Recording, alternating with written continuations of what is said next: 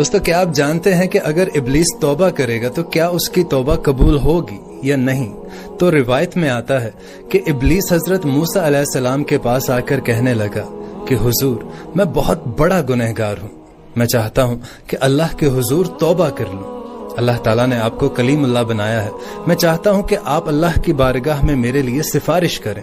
تاکہ وہ میری توبہ قبول فرما لے۔ تو حضرت موسیٰ علیہ السلام نے اس کی یہ بات سن کر اس کے لیے دعا فرمائی، اور جب حضرت موسیٰ نے دعا فرمائی تو اللہ تعالیٰ کی طرف سے آواز آئی کہ موسیٰ تمہاری سفارش سے میں ابلیس کی توبہ قبول کر لوں گا، لیکن اس سے کہو کہ حضرت آدم علیہ السلام کی قبر پر جا کر اسے سجدہ کر لے۔ تو ابلیس نے یہ سن کر کہا کہ میں نے آدم کو زندگی میں سجدہ نہیں کیا، اب تو وہ وفات پا چکے ہیں، تو اب اس سے میں سجدہ کیا کروں گا؟ کہ ابلیس کو 1,00,000 سال تک اللہ تعالیٰ جہنم میں جلانے کے بعد میدان محشر میں دوبارہ بلائے گا۔ انسان کے مرنے کے بعد جب اسے دفنا دیا جاتا ہے تو اس کے 1 دن کے بعد یعنی 24 گھنٹوں کے بعد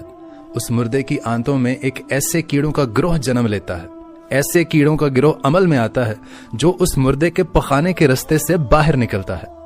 اور ساتھ میں ناقابل برداشت بدبو پھیلانا شروع کر دیتا ہے، جو کہ دراصل اپنے ہم پیشہ کیڑوں کے لیے ایک انویٹیشن ہوتا ہے، ایک سگنل کے طور پر کام کرتا ہے، اور یہ اعلان ہوتا ہے بچھو اور تمام کیڑے مکوڑے اس انسان کے جسم کی طرف حرکت کرنا شروع کر دیتے ہیں اور اس انسان کا گوشت کھانا بھی شروع کر دیتے ہیں۔ اور آپ یہ جان کر حیران ہو جائیں گے کہ انسان کی تدفین کے 3